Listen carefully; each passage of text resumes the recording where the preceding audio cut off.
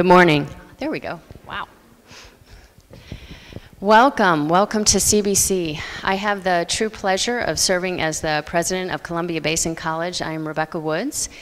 And on behalf of our Board of Trustees, we have both our chairman with us this morning, Kedrick Jackson, as well as our vice chair, Duke Mitchell. I want to extend my sincerest welcome to everyone and thank you for being part of this event this morning, this really wonderful opportunity that we have to hear from our U.S. Secretary of Defense, General Jim Mattis.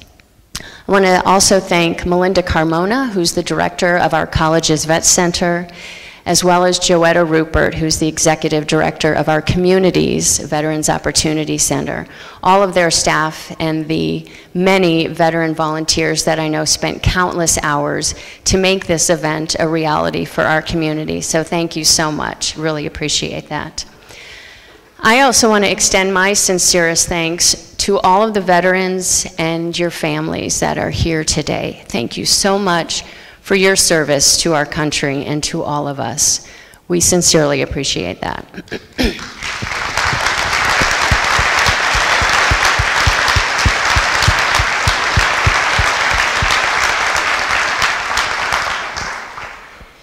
Like many of you, I come from a family of veterans. My own father, Maurice Anderson, he's 93, and he served with the Marines in World War II and drove amphibious tanks in the Pacific Theater. My husband's grandfather, Herbert Woods, he served with the Navy during World War II and was part of the landing on the beaches of Normandy. And my father-in-law, Bob Woods, served with the Marines in Korea. Regardless of which branch of the service you come from, it is our veterans that are truly the best representatives of our country to the world and to the values that we hold so dear here. Life, liberty, justice, freedom, protecting the innocent, and preserving lives. It is because of so many of the sacrifices that all of you have made, not just our veterans, but your families as well. The sacrifices you've made in the past and in the present that truly allow us to be here today and look forward to our future with hope and a promise. Thank you so much for all that you have done for us, and welcome to Columbia Basin College. Thank you.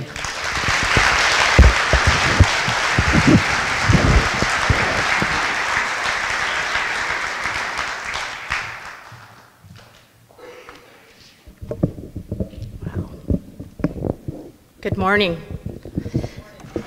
Good morning, ladies and gentlemen, and welcome. A special welcome to our veterans. My name is Joetta Rupert, and I'm the Executive Director of the Columbia Basin Veterans Opportunity Center. Our board and staff, along with the Columbia Basin College Board, Dr. Rebecca Woods, Melinda Carmona, Director of the Veterans Services, or VETS, are very proud to sponsor this public forum today. We're most honored to welcome Secretary of Defense James Mattis back home to Tri-Cities. He'll be speaking today on the issues and challenges our military service folks face when transitioning back from military service into veterans as civilians. Secretary Mattis is most qualified to discuss this issue as he retired from his military service in 2013. In 2017, we watched history in the making as he was confirmed as Secretary of Defense by the U.S. Senate. It had only been 3 years since he had left active duty despite federal law requiring at least 7 years of retirement for former personnel to be appointed to Secretary of Defense position. He was the very first cabinet member nominated by President Donald J. Trump to be confirmed by the U.S. Senate, and is only the second general ever to be in this position to serve in this office. Secretary Mattis will be sharing his perspectives gained in 43 years of the Marine Corps, where he commanded every unit from a rifle platoon to all U.S. forces in 20 countries of the Middle East and Southwest Asia. Secretary Mattis's responsibilities are worldwide and involve him daily with our allies in ongoing and potential conflicts involving Syria, Iran, Iraq, North Korea, China, Russia, and others. He's also co-editor of the book Warriors and Citizens, American Views of Our Military, published in August 2016, addresses the relationships between the military and the civilian worlds. Ladies and gentlemen, please join me in giving a most warm hometown welcome to our Secretary, James Mattis.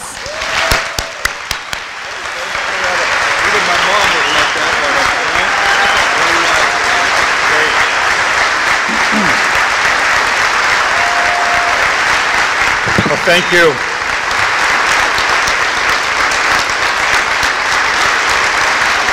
Thanks, ladies and gentlemen.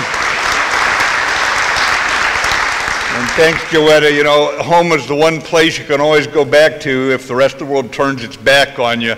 So I'm very, very happy to be back with you.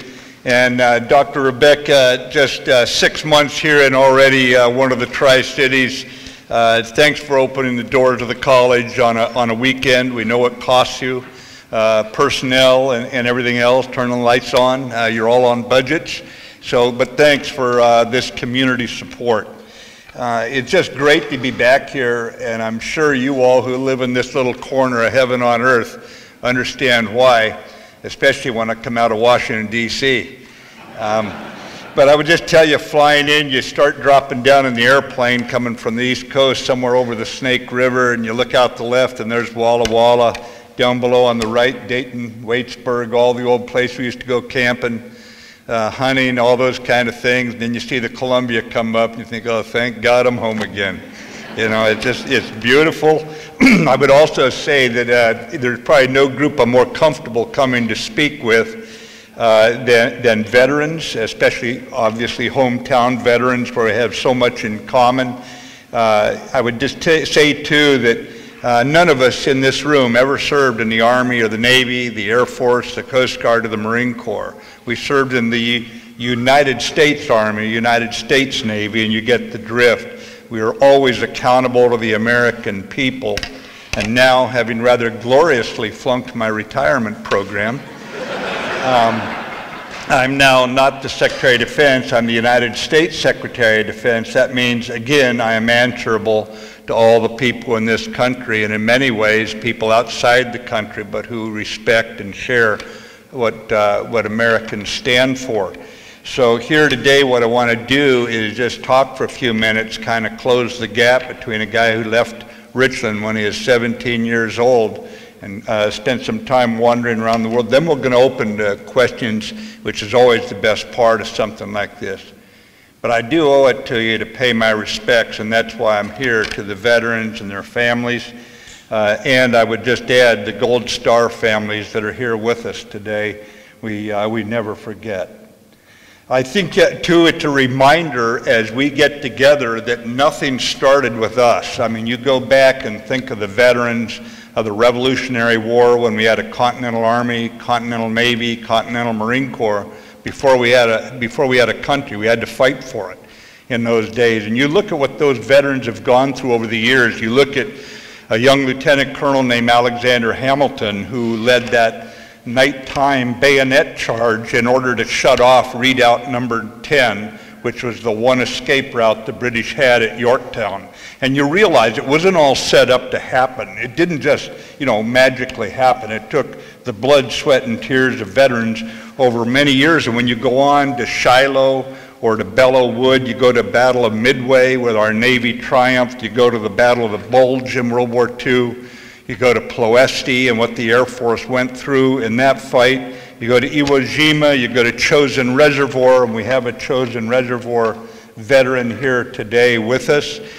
When you look at Khe Sanh in Vietnam, that generation of Vietnam vets was the ones who raised me in the Marine Corps. When you look at it, you realize just what the record really is of our veterans, and that is no young troop today will ever wonder if he can handle something. He'll look back and say, if they listen to your NCOs, if the officers do their homework, you put it together, there's nothing worse than Khe Sanh, there's nothing worse than Chosin, there's nothing worse than Bougainville that waits for us out there. And we know that we'd never be asked to do more than what our veterans have already done. And I would just point out, too, that for most of us, The only fear that really was the overriding one we ever felt was not whether or not our troops would move against the enemy. We always knew when a squad leader pointed to someone and pointed forward, he might bite his lip all the way through, but he'd be up and running forward. The only real fear we had was not of the enemy, it was that we would let down you veterans. And so you look at it as a defense of a country that Dr. Rebecca spoke of, a country that actually gives hopes to millions of people around the world. And those hopes ring true everywhere out there. And by your service, I think you made your choice about what kind of world we want for our children. Do we want the world of violent jihadism for the veterans who are fighting today's wars, who are well represented here today? Or do we want the world defined by Abraham Lincoln when he advised us to listen to our better angels?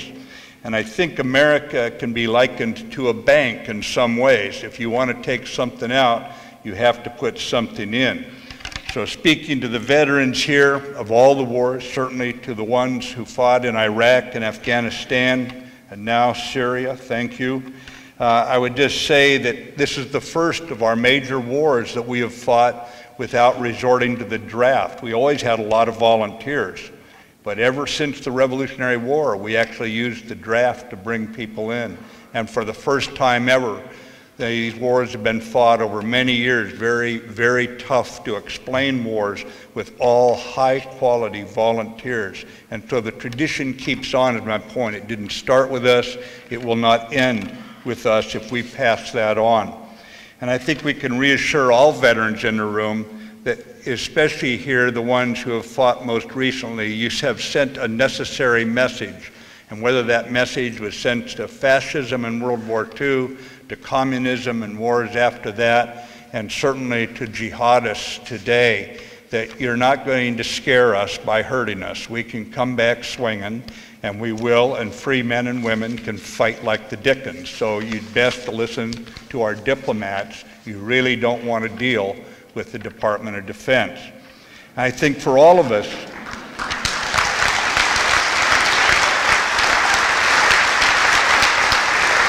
I know, too, that the very tragedy of war is something none of you need lessons about here today. So we'll do our level best to deter war. We'll do our level best to back up our president and our diplomats as they try to work their magic. But at the same time, we have to be ready. And you look back on in your youth when you answered your country's call, and you had to look past oftentimes the hot political rhetoric of your wars, and you had to leave behind the well-lit avenues of life as you went off to the other side of the world. And I think when you signed that blank check payable to the American people with your lives, that you really put a lot on the line. And most importantly, you made a full personal commitment at times when there were people in the country who questioned it. And to step forward in, it's easy to be loyal when everything's going smooth. The tough time to be loyal is when there's 100 reasons not to be. That's when loyalty counts.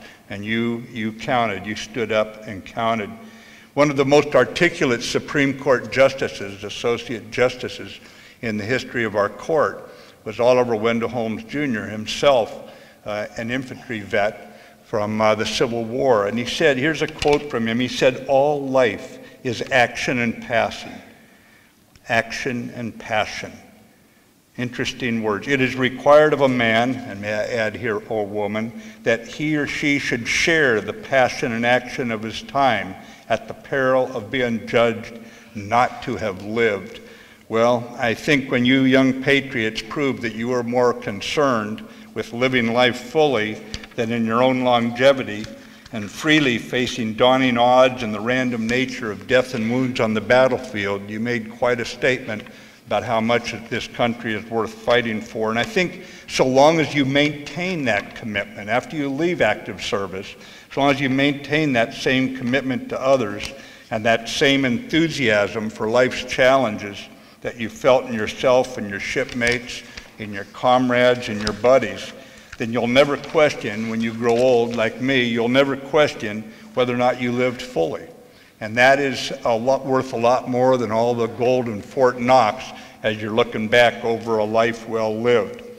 And for those of you who served in close combat, And again, quoting Holmes, he said it's an incommunicable experience.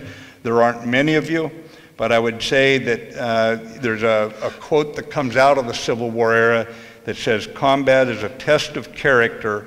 It makes bad men worse, but good men better." And I think you must remember that, because this is a choice. We are masters of our own character, choosing what we will stand for in this life.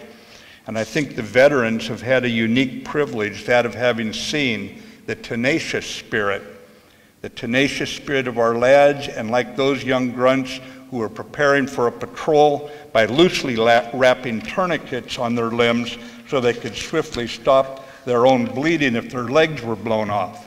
Yet day after day, they stoically patrolled. And the reason I bring this up is adversity is a building block in your character. Adversity reveals a man to himself, and young patriots coming home from such patrols are worth more than gold, for nothing they face will ever be that tough again. And I think that I was privileged many years, as you know, because I was in the Marine Infantry. I was privileged to march or fight alongside many veterans, people who are now veterans.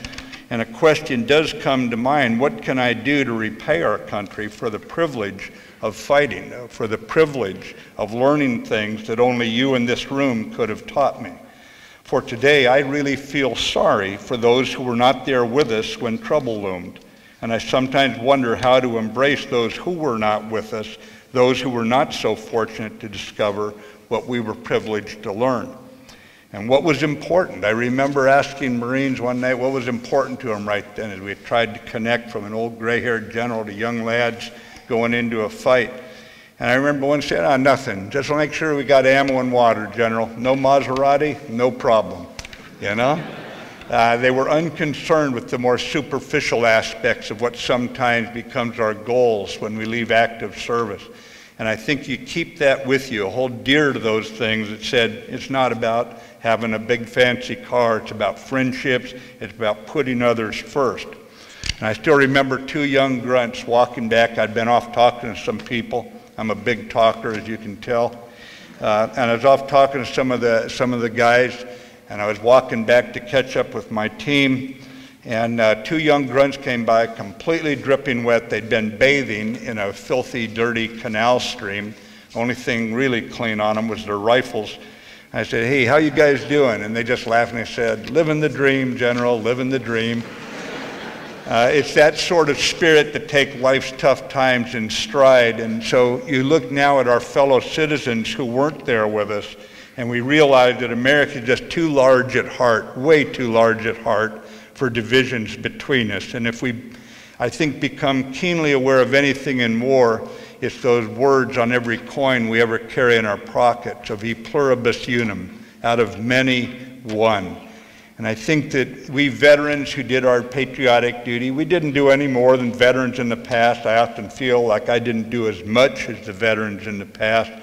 But we all need to come home like veterans of those wars, roll up our sleeves and contribute to our community, our school district, our parish, our team, our workspace. We just need to come back and get on with it like the greatest generation did. And I think we deserve nothing more than a level playing field in America, and because we endured nothing more, and certainly often less than other vets of other wars, and they came home and made good lives, built companies, served as teachers, served as coaches, served as doctors, and we should do the same. We also have learned that in tough times in the military, the cynicism that too often seems to pervade our society today, that cynicism in our old days, in our past life, was just another way to give up. And in the military, we consider cynicism or giving up simply as forms of cowardice, and we don't raise cowards in the U.S. military.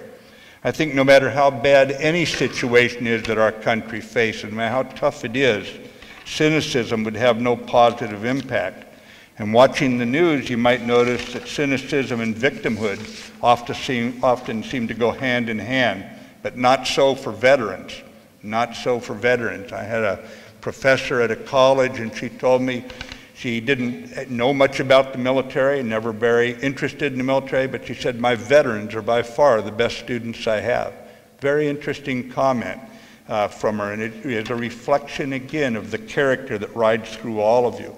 And now many of you, most of you, having seen the old moon shine somewhere on the other side of the world, and having worked with others of many cultures, having worked in one of the most diverse teams on earth, that of the U.S. military, and having faced down some pretty grim circumstances without losing either your sense of humor or your moral balance under conditions when war's realities will scrape away the veneer of civilization on any of us.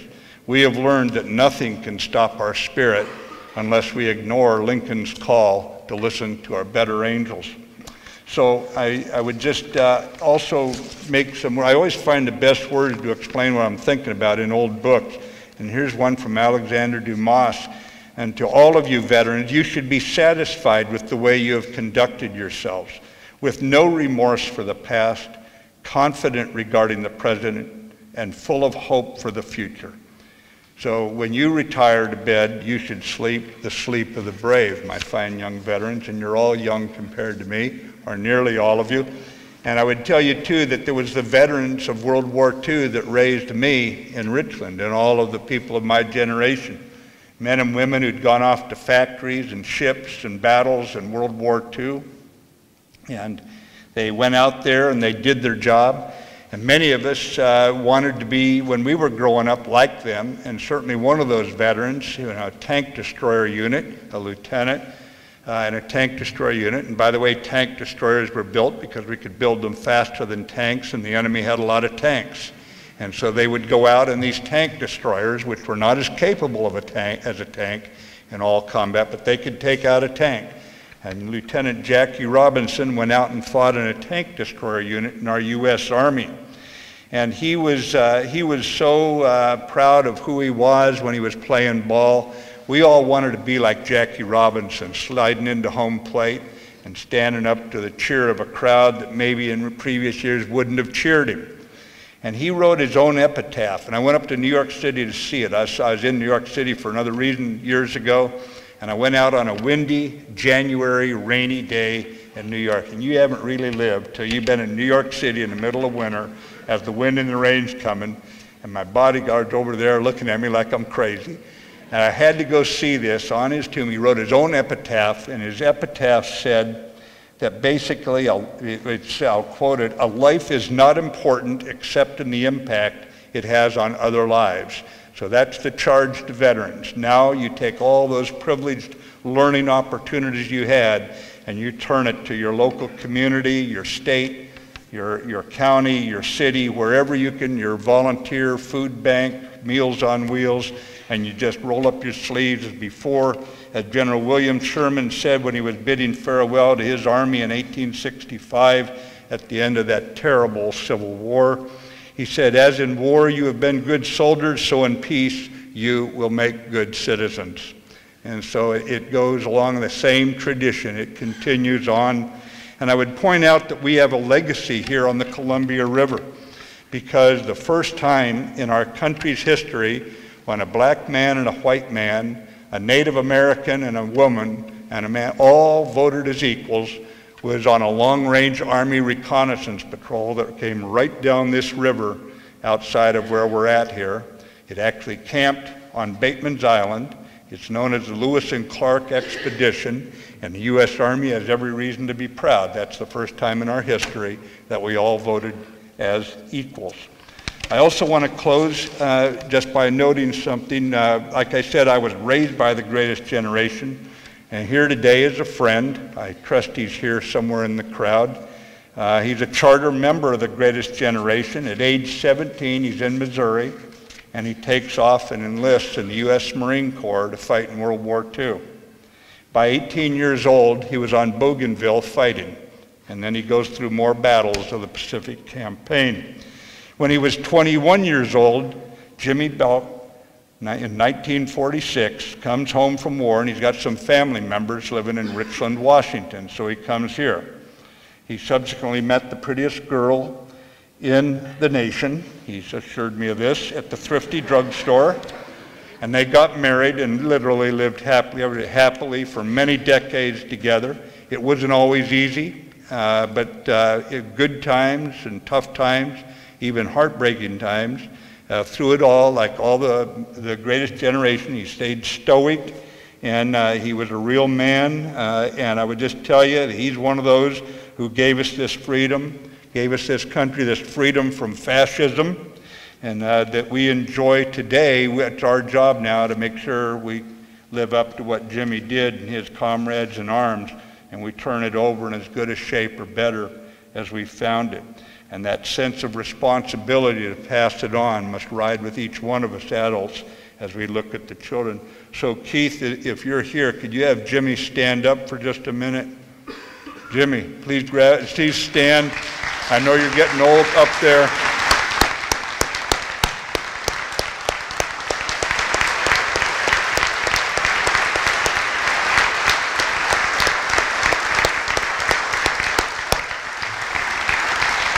"93 years old, ladies and gentlemen, he's still got the spirit, you know? And there's nothing I can say that can top, Jimmy, your example, so I'm going to shut up and take questions now. So who's got the first question? It's going to get really weird if I'm looking at you and you're looking at me and nobody's talking, okay? So who's got the first question for me? If you can't hear it, I'll repeat it. So go ahead and let me know what's on your mind.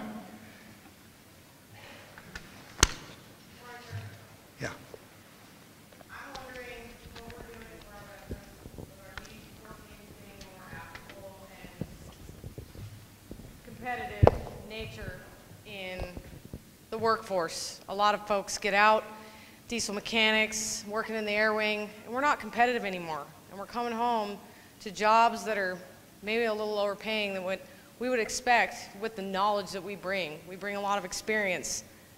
And I'd like to know what we're doing to ensure that DD-14 maybe equates to something a little bit more for us.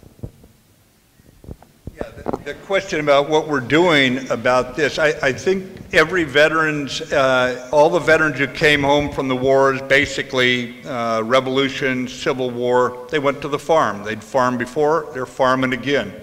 After World War I, they came home to a more industrial society, but it had been going on for a while. They meshed back in. As a matter of fact, the only thing that we wanted for the veterans coming home from World War I, I've seen the posters, is when he comes home, a job. That was seen as that was it. And the job still has the dignity of giving someone purpose in life, way to feed their family, and for him or her to look proud at what they're doing in the community, be able to help others. So what are we doing today when the entire world's awash in change and technology is changing fast? It's not so much about manual labor, although that's honest labor and that's honest work as well.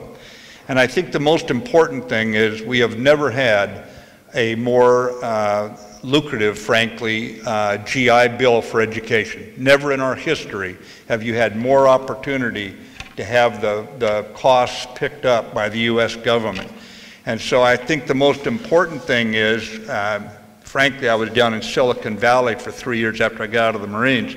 And you'd be surprised how many companies down there were willing to take any veteran with any background because they knew they'd be sober, they'd be at work each day, they'd roll up their sleeves and give 100%. The character was there.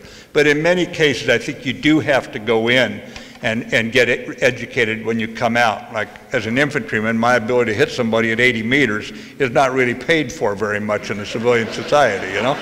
So the thing is, you do have to adapt, you have to improvise, just like in military, you have to overcome the obstacles. But right now, I've never seen the country more aware and more appreciative in real ways, not just saying thank you for your service, which personally I always appreciate when I hear that from somebody, but also that they're going to give our young veterans a chance to go back to school and get the skills they need. So I think the most important thing is you're a master of your own future. Get into school, find something, read the book. Don't just get something that's fascinating for your education. You can do that as kind of like your secondary field of study. It's a lot better to have a steady paycheck than to be fascinating, okay? So make sure you study something that'll open doors for jobs, and then you've got the time to go off and do your hobby, whether it be, you know, reading literature or climbing mountains or something like that. So get a good hard job, a good hard education for the good, hard jobs, and man, they'll beat a path to your door, young lady. What else on your minds? Hey, sir, I got the second one. So like we talked before, my background, 22 years in the military, coming out of U.S. Army Cyber Command. I now currently teach here at CBC, the Cybersecurity Department. What is your effect on seeing cybersecurity as becoming more and more as the next generation? Currently, like she said, the technical skills that we need in that workforce to defend our nation for that cyber attacks that are coming. You see them now and the increase that we're going to see in the future. Yeah, you know, Dr. Rebecca, this is what I'm driving at about veterans that come out. They become great coaches, great teachers, because really anyone who stayed in the military for long became a coach and a teacher, a mentor. That's what they really do for a living. So on cyber, that's probably one of the few areas, the ones who come out with that skill are immediately employable. And I saw that again down in Silicon Valley. They could not get enough of them down there.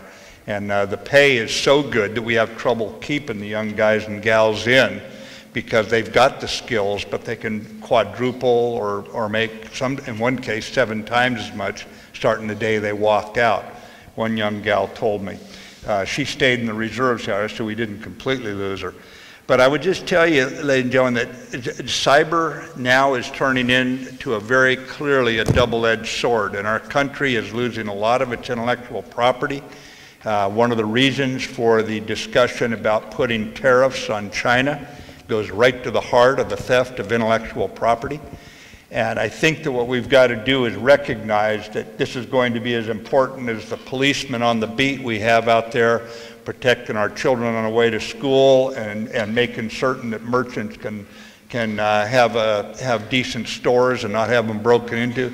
Just as important, we don't want people's lives broken into. We're going to need cybersecurity, and a college like CBC is exactly where you can go to get the kind of skill that allows you not just to be fascinating, but to actually have a job when you get out. So that might be an idea, young lady. Go take that class and you'll be surprised what happens for you. Yeah, thank you very much. Yeah, way back there in the back.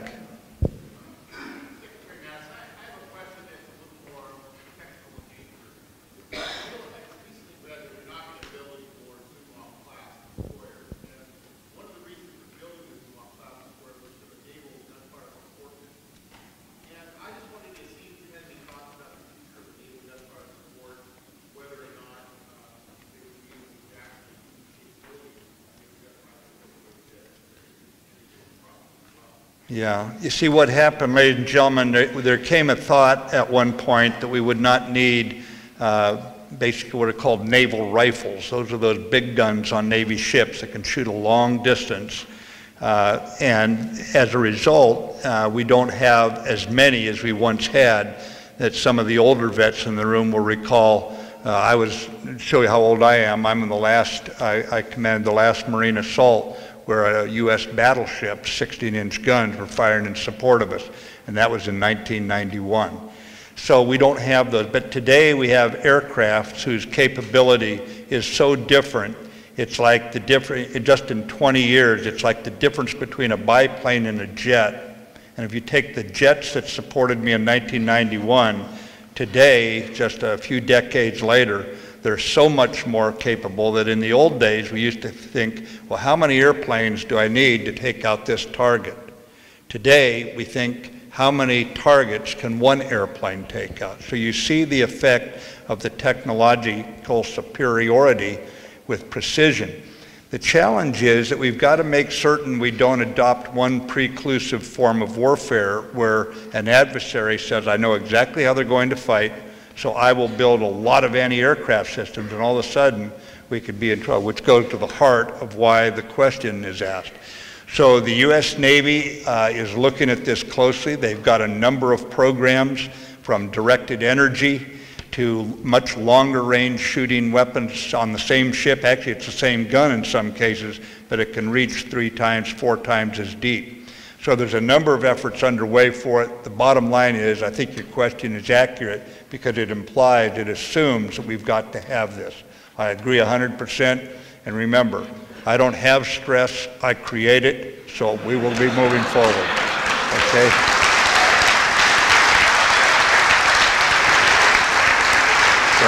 What else? What else on your mind? Yeah, go ahead. Yes, I have. Yes, sir. I have something for you.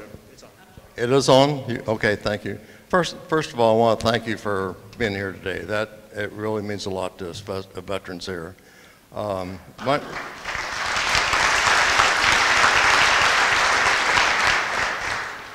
name is Kirby Hammond. I'm a Vietnam veteran.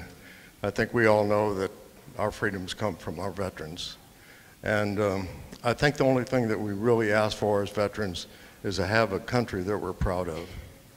And I really have a request, and I would like to say something to Trump, and I think you're the only way I can get it to him. I mean, it's a little difficult for a Army private to talk to a general, so anyway, here's what I'd like to ask him. I need to tell him to keep doing what he's doing. And I need him to reach around and grab that. In the rage of battle, I think he needs to do what we've done, to reach down and get the energy and the courage to stay the course. And I'd also ask you to ask him is, for us, if we want a country that we're proud of, that he needs to clean the house and take out the trash.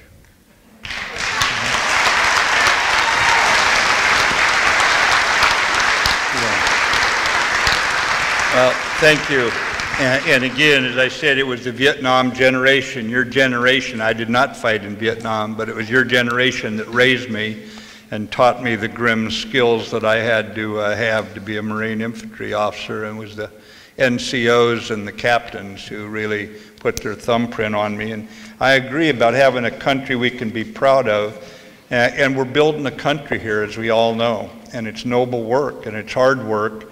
You have to go a long ways to find a country willing to look in the mirror and say, let's not get complacent. We're not there yet. We're not there. We're going to keep working and keep working and keep working on it. But I would also just tell you that you mentioned about the difference between our ranks. I think we're co-equal when it comes to a commitment to this country such as you define, sir. So I'll carry the message. The way I look at it, the defense of this country is not a partisan issue. It's a bipartisan issue. It's something that I have tremendous support from both Republicans and Democrats. Joetta, you mentioned earlier that I had to get a waiver just in order to be put into this job. And I had Republican and Democrat House of Representatives and Senate support. And when I was confirmed 98-1 in the Senate. They do the confirmation. So you can see there in the one area, and for all the political, we have a raucous democracy. We're going back and forth. That's what democracies do.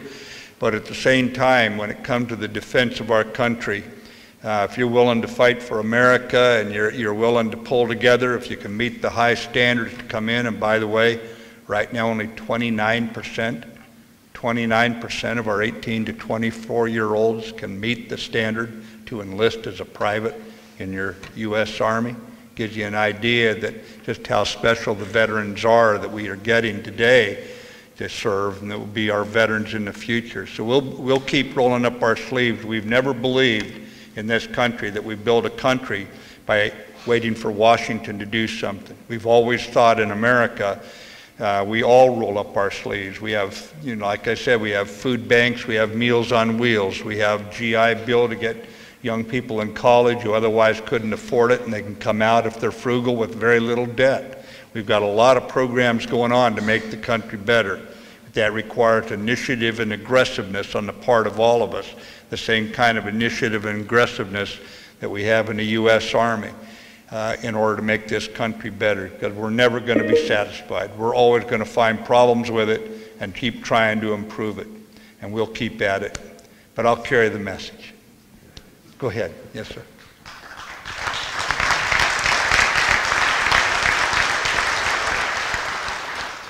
Hoorah, General. I'm Corporal Chisholm from 1st Battalion, 7th Marines. Last time we talked was in Najaf, Iraq.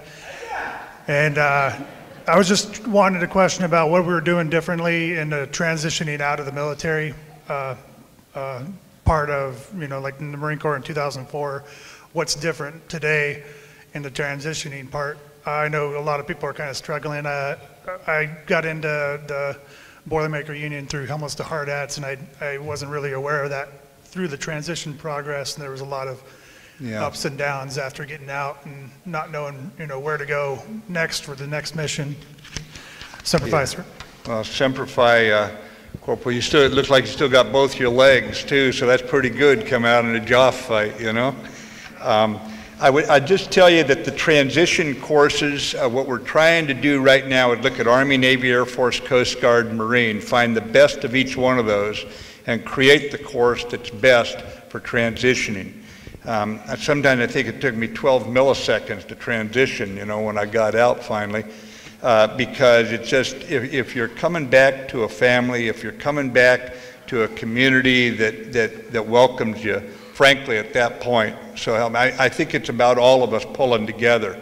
That's one of the reasons I want the veterans to share all the good things. They don't have to share everything. I understand we're all a little reticent about sharing some things, and it's not an insignificant moment the first time you draw down and pull the trigger.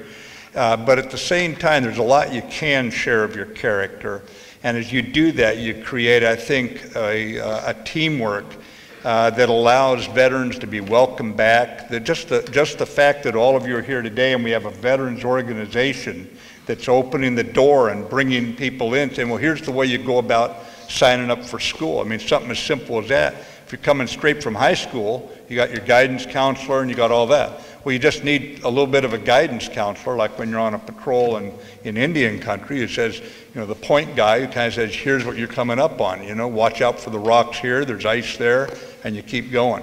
So I think the most important thing is we just put out that helping hand for each other. We did when we're on some hillside, and you're helping your buddy up the hill, And right now, I think that will never be fully, we shouldn't even try to replace with a 1-week transition program, whatever it is. Even no matter if I get best of breed on that, that's not going to take the place of all of us helping out everybody who comes back and making certain that they know they're welcome back in this community, whether they grew up here, as I was so fortunate to do, or they're a complete outsider, like Jimmy was when he came back from World War II and got on with his life here.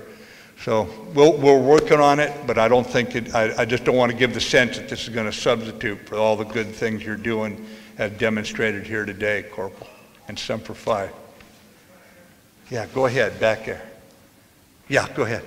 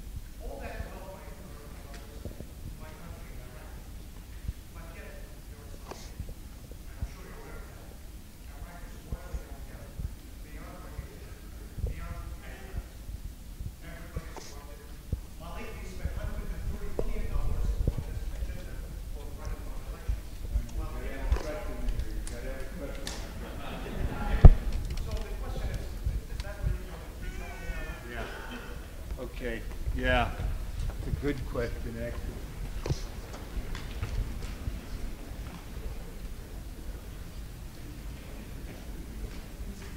Basically, ladies and gentlemen, this is a friend. He was an interpreter. The enemy would definitely have killed him and his wife and his children because that's what they do. I've dealt with this enemy since 1979. I do not patronize them. You cannot simply turn your back and say, I'm tired of this, I'm going to walk away. When they say girls are property and they don't get to go to school, I've talked with them and they didn't arrive at that through logic. They're not going to logically be drawn away from it. All we can do is buy time at the military and hopefully educate their younger generation so they don't have the same poison in them. But I would, as far as what's going on in Iraq right now, yeah, Maliki's running again, but the current guy, Abadi's a much better guy. He is the one who put the Iraqi army back together, not perfectly, and we got problems there, but put it back together. And with American help, we went back in. You know, we had pulled everyone out. We went back in, but we're doing it by, with, and through our allies now. In other words, your American lads are out there coaching them on the battlefield, calling for NATO air support, that sort of thing, as we fight ISIS. And so it's a much larger effort. How are we going to put that country that you grew up in back together? I've talked to a number of our allies out in the region. They are willing to go in and help more. They're watching this election coming up. But I think you're going to see a lot more help for Iraq in the months ahead, years ahead, assuming that Iraqis get to choose their own president. And you think of everything you have in your mind as a picture of the Middle East. Think of a country right now where you can't drive down the streets and see any blank wall. Everywhere you go are posters of vote for me, that sort of thing. We have people who have never talked to each other getting together in political efforts to try and gain a seat in the parliament. So as imperfect as it is, and it doesn't look like ours, and I realize it's not going to look like that for a long, long time, ISIS is being defeated and Iraqis are coming back to the forefront.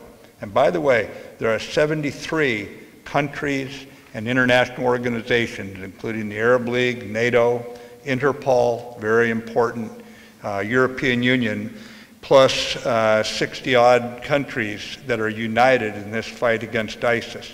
And we've put in our people too. But just for an example, in Syria, I believe we have lost 2 killed and several dozen wounded in that fight. And the SDF, the Syrian Democratic Forces, have lost thousands killed and many thousands wounded. So you see who's carrying the burden now. And in Iraq, the same thing, where the Iraqi army took very heavy casualties to free Mosul and those areas. So it's a very complex battlefield, and in Syria, Western Iraq, it's the most complex I've ever dealt with. But I think we're on the right track. But it's not going to be easy. It's not going to be there like 6 months from now after one more election. We're going to have to keep working it and working by, with, and through our allies, not carrying the full burden ourselves. Down in Africa, you see the French, who as soon as Mali was going to fall, decided they were not going to watch the international community dither. And in a brilliantly led campaign, over 4,000 French Foreign Legion paratroopers, Marines have been down there helping the African troops throw Boko Haram on their back. And we do have U.S. military down there supporting the French and the African troops as they fight. But it's a handful compared to the tens of thousands that the African nations and the 4,000, more than 4,000 the French have, who are actually leading the advisory effort. There's a lot going on that if you were to watch our news, you'd think we're the only ones doing anything. It's exactly the opposite. So keep the faith, partner. We'll see if we can pull it off. Go ahead, back here in a white shirt.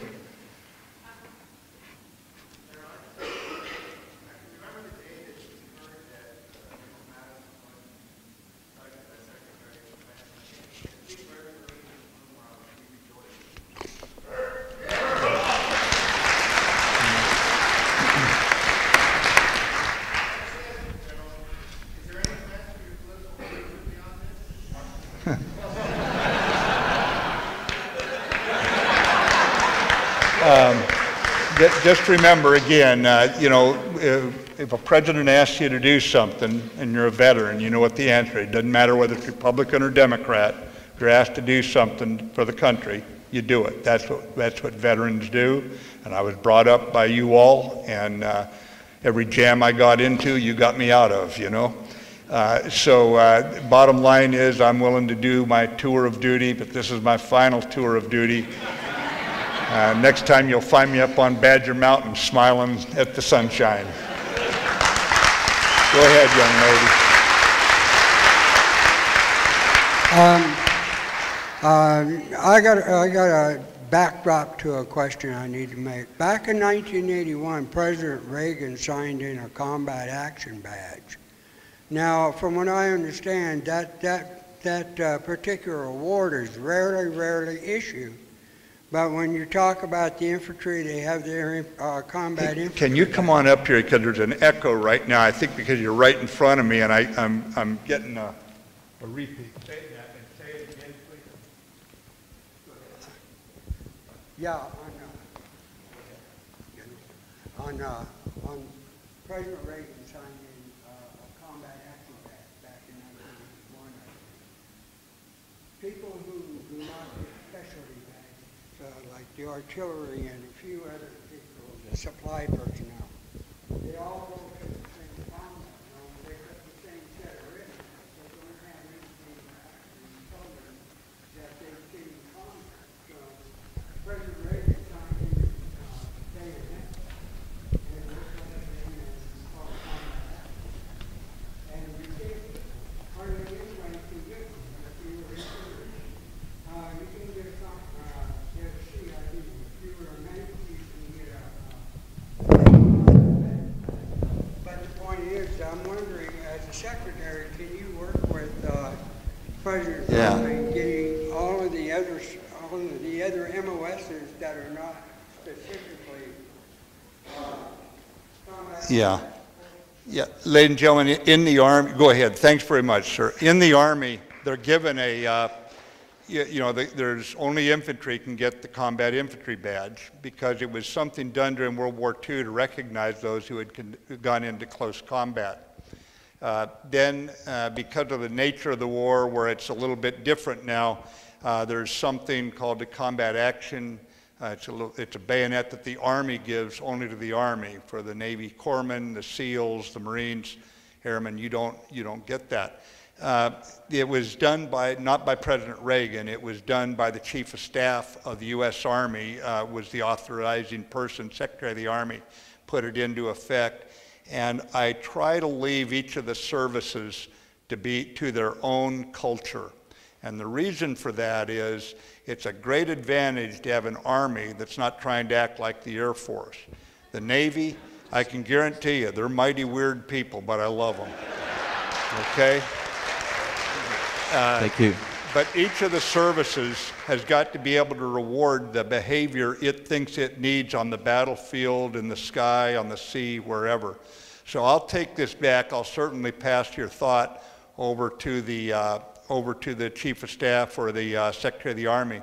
I will tell you that I see an awful lot of these badges. It may have used to have been that way, but today, with the veterans who are out there today, who were not infantrymen, but went into combat, I see a lot of those badges. And so I think the times and the character of the war has changed enough that that problem probably no longer exists. But I'll certainly pass this over to the Army to look at. And thanks for bringing it up. General Young lady, Mattis. you've been very patient down here. Go ahead, please.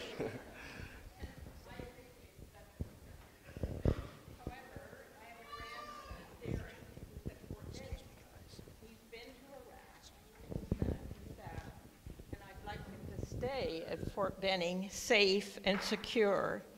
He's been to the parade in New York. He doesn't need that anymore. And it's so nice to see you, Jim. I gave Jim his high school diploma. It's good to see you again. It's the last honest thing I ever got in this world, you know? Yeah. Yeah, exactly. But I don't want to say that right now because this is streaming live, but I agree with that. General Mattis. Yeah, well, we'll do our best. I think that that's the hope of every mother and father, brother and sister of one of our troops. But I do want you all to understand that when they sign that blank check payable with their lives, they're all aware of what they're doing. They're all volunteers.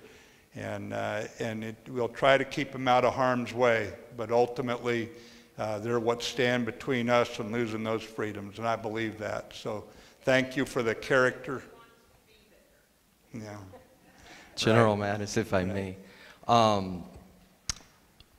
When you speak, I'm just encouraged by your eloquency, and I thank you for your time, for coming back to Tri-Cities. 3 weeks ago, I swore in as an Army reservist, and I'm privileged and proud to be shipping out in August.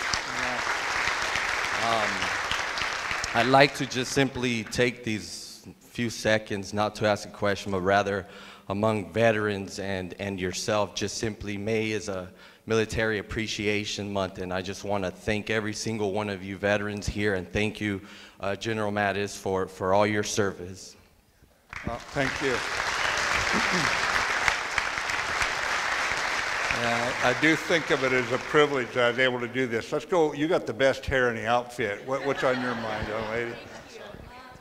So I was wondering, what is the current administration doing to prevent sexual assault in the military? Yeah, what are we doing to prevent sexual assault in the military? You know, we bring in 250,000 people every year into the U.S. Army, Navy, Air Force, Marine Corps. And the NCOs, the young officers who have to mold them into responsible, respectful people. I will just tell you that having spent 3 years out of the military at a very good school, I was on Stanford's campus, but I also went to about a dozen schools a year. I saw conduct on colleges that would have earned any soldier in the U.S. Army a court-martial. I see a coarser society the further I got from military bases where obscenity in front of women is somehow okay. Now, it is not okay, you know. When in any society where women and children don't come first, you got to get a little worried about it, frankly. And so what we do in the military, I've made it very clear, you've got to put yourself as a leader out and say, this is what I stand for. And we all nod. And then I tell them, and this is what I will not fricking tolerate. It's that simple. And at that point, as much as I love the young people who go into a fight, if they're going to act like a jerk, if there's going to be any, I accept casualties on the battlefield. I grudgingly lose anybody. I'll do everything I can to keep the lads alive out there. But I don't accept one casualty from sexual assault. That is nothing that we stand for. And so in this case, the way I look at the military is the military needs to be the same role model on this that Lewis and Clark expedition was on equality of voting. Long before women had the right to vote, long before blacks had the right to vote, there was the U.S. Army on a long-range patrol saying, we're all voting, we're putting our lives on the line. By the way, they were voting whether or not to cross the mouth of the Columbia River where they could drown in order to get over to the Astoria side. And they all voted as equals and decided to take the chance and pull together in those canoes as they went across. And I bring that up because sexual assault cuts to the very heart of unit cohesion. It cuts to the very heart of trust. And I tell you, I would love to fight an enemy unit that does not have unit cohesion, that does not have trust, because you'll take them down very easily. So this is a blow to military capability. And I realize we bring a lot of people in from a society today that seems to be coarser in many ways, which I think sets some of the conditions for that kind of behavior. But we will not tolerate it, and we will hold people accountable. Most of all, I want young NCOs with the force of personality who will say, this is not going to happen in my outfit. End of discussion. I'm not into hearing about your midlife crisis or that you'd had too many beers or something. I'm not interested in it. But I expect the military will lead on this issue like it's led on so many other issues. Thanks for the question, by the way. Here, go ahead, sir. You got a lot of questions. Go ahead. You stay seated right there. This is not a question. It's just a little bit of trivia. My daughter here graduated from Pasco High the same year you graduated from Richland High. And then she also went to Washington and graduated in Central Washington, same as you. Hey, thanks, young lady. Yeah, thanks, young lady. It's good to be home again, as you can see. Go ahead, please. Yes, sir. My question is regarding the suicide rate among military veterans that has seemed to skyrocket. When I was in the Air Force, the base I was stationed at actually led the Air Force in suicide rate. Someone in my own squadron committed suicide. I've got a brother-in-law that's active duty right now that's dealt with it. And I'm just wondering what the Department of Defense is doing to kind of help alleviate that situation.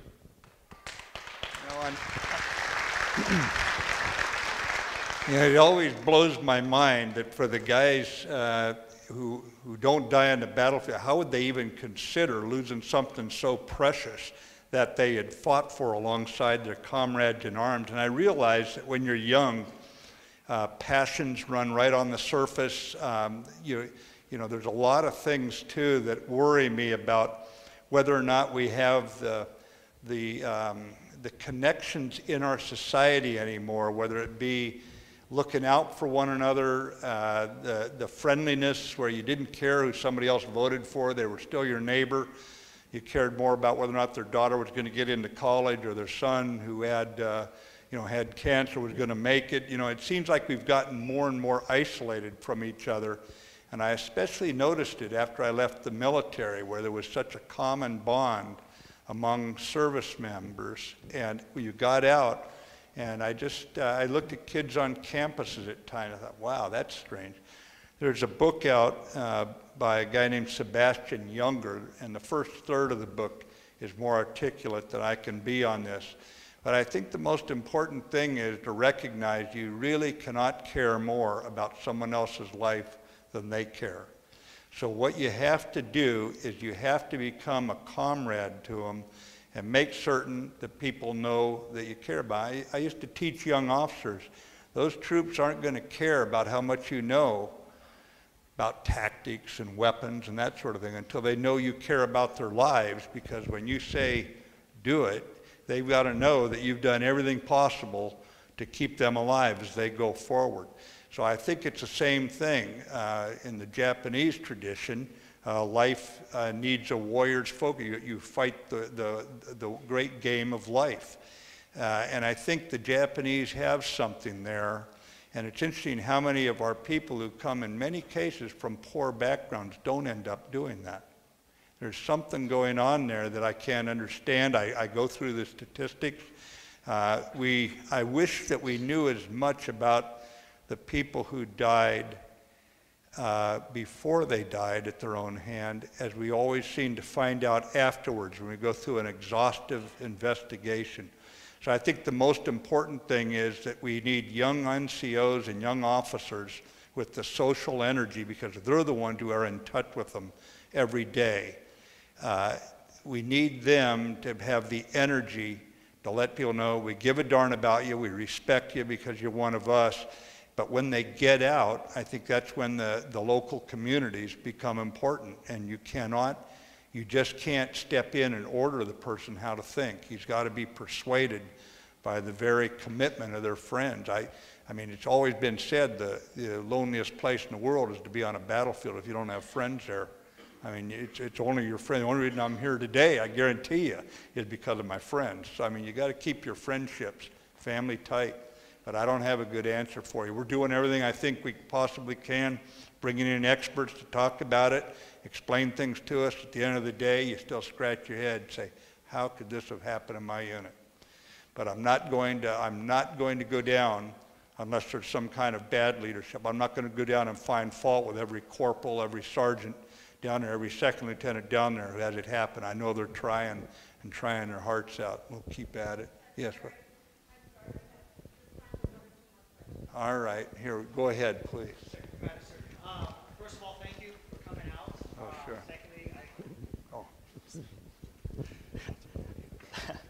Secondly, I appreciate your leadership and everything you did to teach my fellow officers when I served underneath you with 2nd Battalion, 11th Marines during the push, Blue Diamond. I think, to caveat off of the 22 a day, I think one of the biggest fights that I fought when I first got out and I came out here was father's rights. When I first went into the Marine Corps, it was about 50% divorce rate.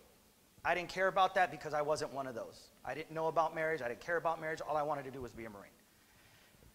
I since had, obviously, a couple tours and have since, that marriage is gone. But I have 2 little children that I came to this, my new town, my new home, to be with. It is the hardest fight I've ever fought. I've been on the battlefield. I've got 2 combat action ribbons. I've been a recruiter. Fighting for my children is the hardest fight I've ever fought. Now, I'm not just advocating for veterans, but for fathers' rights. What is the current administration doing, or is there anything out there that the current administration is doing to help fathers fight for their children and not be told by the judge, sorry, you were gone for 4 years while you were serving your country. That's why you don't have your children, and that's why they no longer have your last name. Yeah, you know, I appreciate the situation. You know, as the Secretary of Defense, I've got a pretty full portfolio right now, and I don't have authority over something like that. But I think it goes, do the judges understand why you were gone? I think it'd be very hard for a judge to find a father guilty of abandonment because he was off fighting.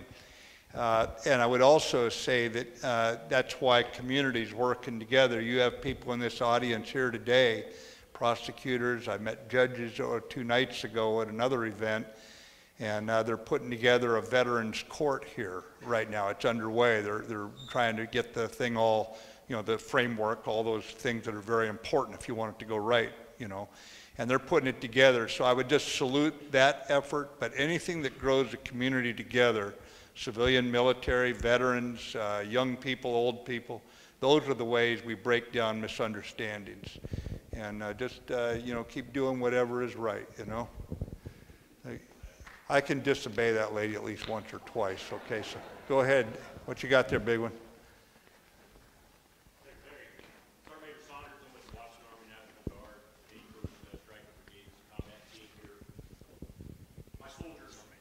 My soldiers are transitioning. Not only my soldiers, their employers, their families face transition every month.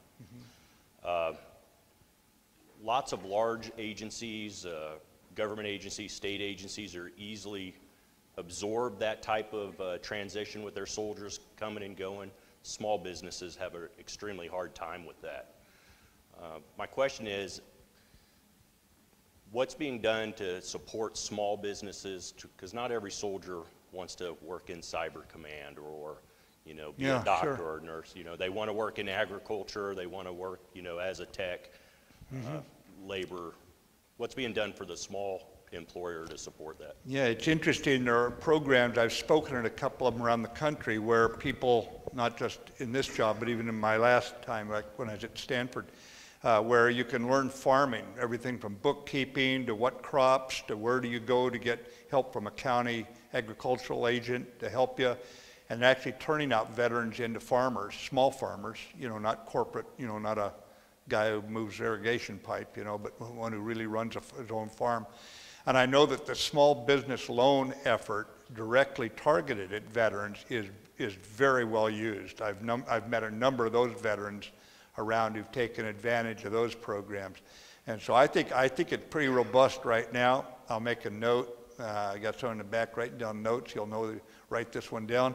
And I will go back and I'll talk to Department of Agriculture, and there's also, she's cabinet level in the President's cabinet, and her job is small business loans to make certain that, I'll just pulse it and make sure that this is what I think it is. If it's not, I got your unit and I'll be writing to you. Otherwise, I'll just confirm it is there, and just make sure your people are checking the small business loans, because they're helping a lot of people right now. I'd love to see veterans in the front rank. Okay, we take one more here, okay? Go ahead, sir, Pappy.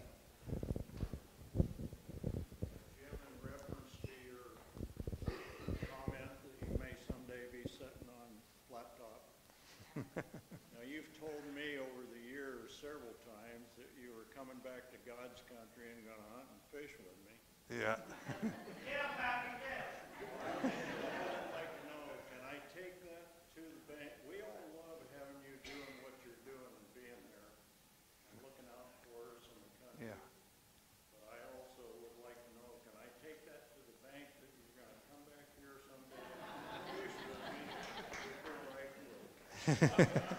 Well, Pappy, you look like you still got one or two good hunting trips and fishing trips in you, so I'll get back, good Lord willing, the creek don't rise.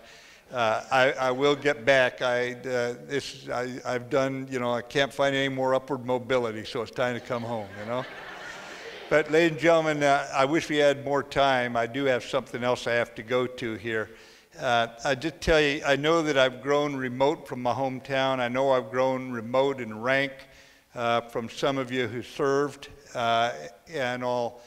But for all that, for how little I know of you, I know a lot about you. I know your character because I've seen it tested on 100 different battlefields. And I'll just tell you that so long as we keep growing people like you, who believe in this country, who keep the faith when there's 100 reasons in some people's minds to lose faith, the ones who have initiative and aggressiveness, they don't ask other people to do it for them. They get out there and help each other do it.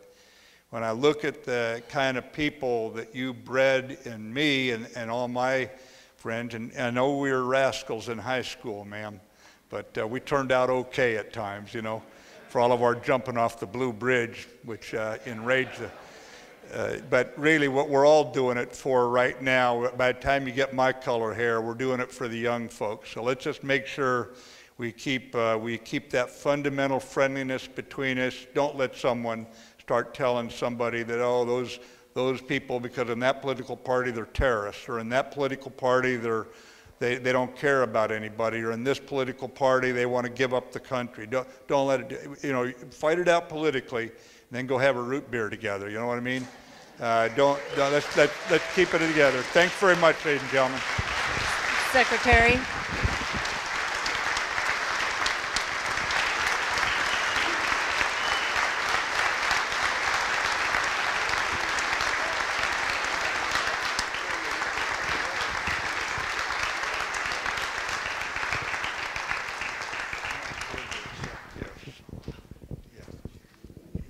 Thanks very much, everybody. Go ahead, please. On behalf of the CBC Veterans Education and Transition Services, we'd like to, first of all, thank Secretary Mattis for taking the time to come speak to us today, and thank you all for joining us as well. We do have, I can just take it out, a CBC Boots to Book shirt to give you in appreciation for coming to see us today. Hey, thanks very much. Thank you so much. Yeah.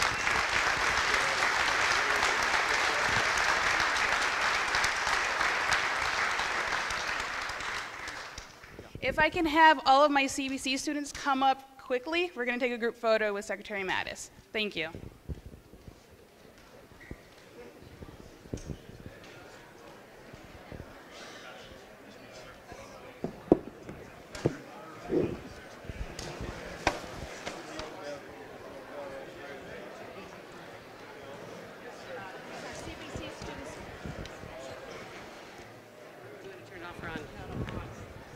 We're asking for CBC students in the vet-only class coming up for the group photo at this time.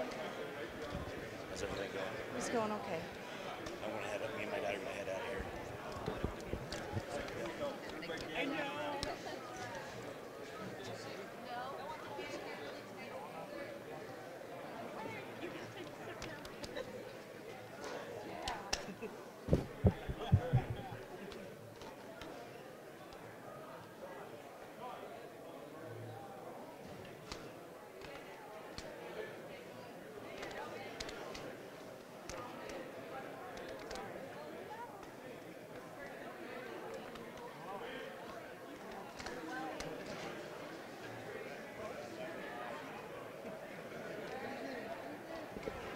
Okay, these are veterans, CBC students only, please. And could we have the staff and board of Columbia Basin Veterans Opportunity Center up front?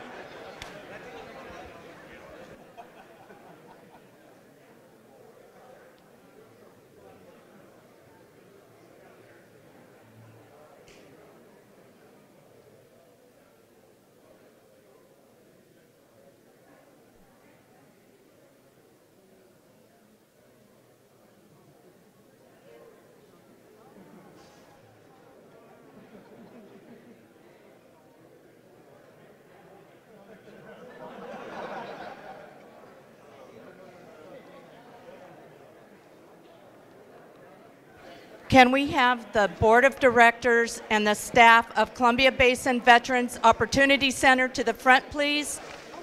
Right away.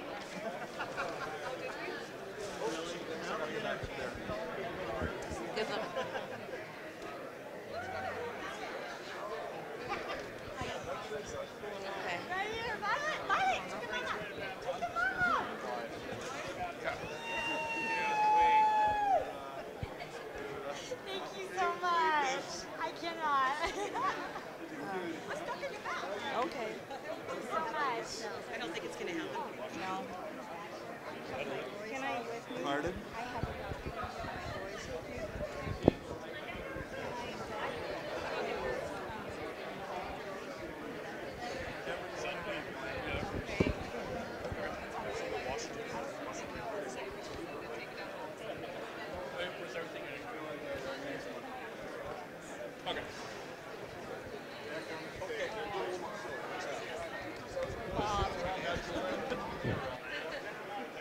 Quick, sir. Whose phone is the other one? Okay, folks, can we have just a moment? Pardon me. Can everybody back up, please? And let's get the secretary back up on the stage.